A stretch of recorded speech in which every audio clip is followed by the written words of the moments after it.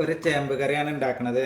അതിലേക്ക് 250 ഗ്രാം ചേമ്പ് നന്നായിട്ട് കഴുകി വൃത്തിയാക്കി കഷ്ണങ്ങളാക്കി വെച്ചിട്ടുണ്ട്. അത് ഇതിലേക്ക് ഇട്ട് കൊടുക്കുന്നുണ്ട്. അതിനോട് കൂടെ തന്നെ 2 പച്ചമുളക് നടുക കറിയതും കുറച്ച് കറിവേപ്പിലയും ഇട്ട് കൊടുക്കുന്നുണ്ട്. ഇനി അതിലേക്ക് ഒരു ചെറിയ ടീസ്പൂണ് മുളക് പൊടി, 1/2 ടീസ്പൂൺ മഞ്ഞൾപ്പൊടി, ആവശ്യത്തിന് ഉപ്പ്.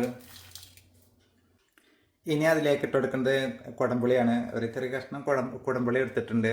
ഇതിലേക്ക് വാളംപുളിയും ഉപയോഗിക്കാം. എൻ്റെ വാളംപുളി സ്റ്റോക്കില്ലാത്ത കാരണം കുടംപുളി ഉപയോഗിക്കുന്നതെന്ന് മാത്രം. കുടംപുളി ഇട്ട് കൊടുക്കുന്നുണ്ട്. ഇനി വേവിക്കാൻ ആവശ്യമായ വെള്ളമൊഴിക്കുക. എന്നിട്ട് നല്ലവണ്ണം എല്ലാം കൂടിയിട്ട് നന്നായിട്ട് ഇളക്കി യോജിപ്പിക്കാം.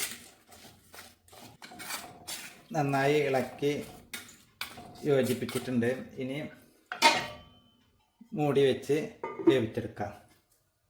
ഇത് വേവുന്നതായ സമയം കൊണ്ട് ഒരു പിടി തേങ്ങ, പിന്നെ ഒരു 1/4 ടീസ്പൂൺ ചെറിയ ജീരകം, പിന്നെ 4-5 ചെറിയ ഉള്ളി എന്നിവയെല്ലാം നന്നായിട്ട് മയത്തിൽ അരച്ചെടുക്കുക.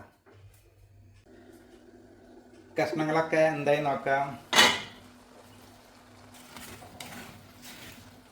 കഷ്ണങ്ങളൊക്കെ എല്ലാം നന്നായി വെന്ത് പാകമായി വന്നിട്ടുണ്ട്.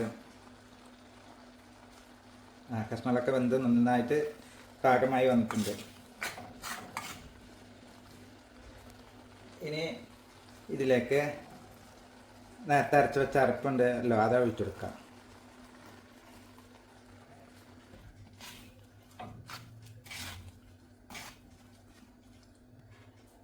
അതിനോട് കൂടെ തന്നെ അരപ്പ് കഴിയ വെള്ളമാണിത്, അതും ഒഴിച്ചു കൊടുക്കാം.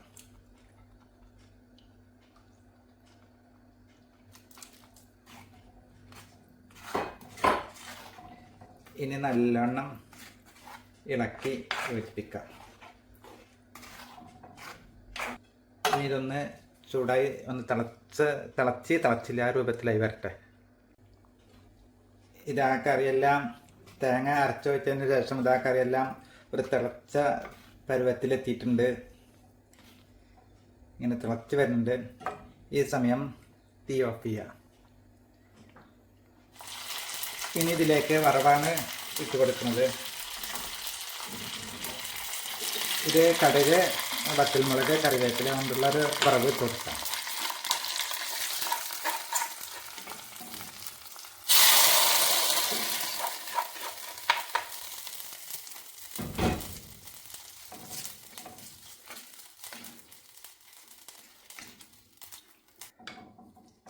അങ്ങനെ നമ്മുടെ സ്വാദിഷ്ടമായ ചേമ്പ് കറി ഇവിടെ റെഡിയായിട്ടുണ്ട്.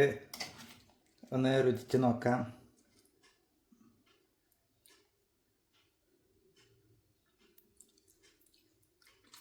അടിപൊളിയാണ്. അപ്പം ഇങ്ങനെ ആരും ഉണ്ടാക്കിയിട്ടില്ലെങ്കിൽ ഒന്നുണ്ടാക്കി നോക്കൂ. നല്ല രുചിയുള്ള ചേമ്പ് കറിയാണ്.